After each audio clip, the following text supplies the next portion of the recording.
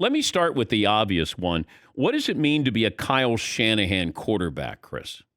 Well, I think when you talk about a Kyle Shanahan quarterback, you're talking about a guy who can process his information, at a really quick rate, knows where to go with the football off of that decision making, and then has the athleticism to run the boots and the play action passes. But I think more than anything, it's being able to take in the clues of what Shanahan can deliver to you as a quarterback, and go, listen, I'm a mad scientist. I've got us in this formation, and I know they're going to play one of these two defenses. If you just listen to me and read this guy on this play, I'll get A and B open. You just got to read this guy and take to my coaching.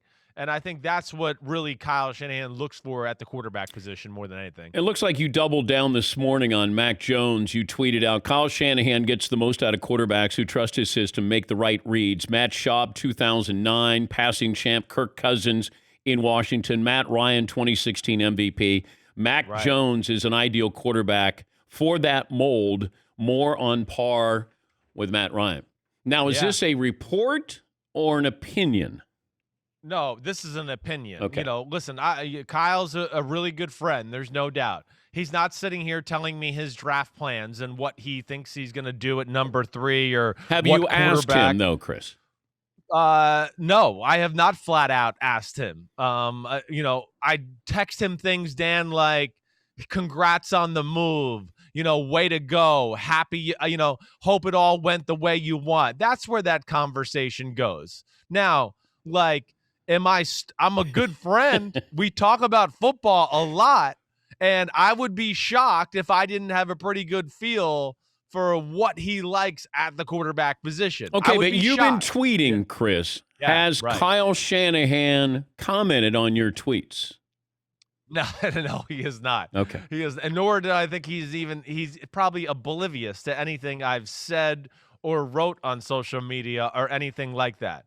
But this is, 20 years of me knowing a guy that, yes, I talk a lot of football with all of the time, right?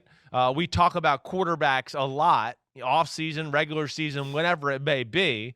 And I would just have a hard time thinking it's not Mac Jones at number 3. I really would. 1, because of what Shanahan likes. And then 2, I'm taking it into, I think Zach Wilson's the number 1 quarterback in the draft, but I still think Trevor Lawrence is going to go to Jacksonville. I think the Jets will go to Zach Wilson now, totally 100% confirmed after that workout on Friday. And then when I look at it and go, all right, now Shanahan and the 49ers are at 3, that, to me, is Mac Jones to make that move. We know it's a quarterback, but I just think Fields and Lance have work in front of them. There's some polish. There's some things they need to work on, and you don't trade up 9 spots to get a quarterback that has things to work on. That's why I think it's Mac Jones. Okay, so what's Jimmy G's future?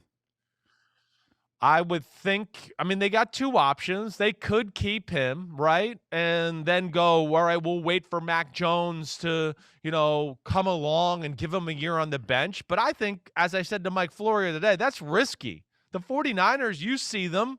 They got a good team. They were in the playoff hunt last year with the most injuries in the history of the NFL. So you go with Jimmy Garoppolo and go 12-4 or something like that. What does that do to your number 3 pick? So I would think ultimately that Jimmy G is put on the trade block and that Mac Jones would be the starter or whoever they pick at number 3 going into the 2021 season.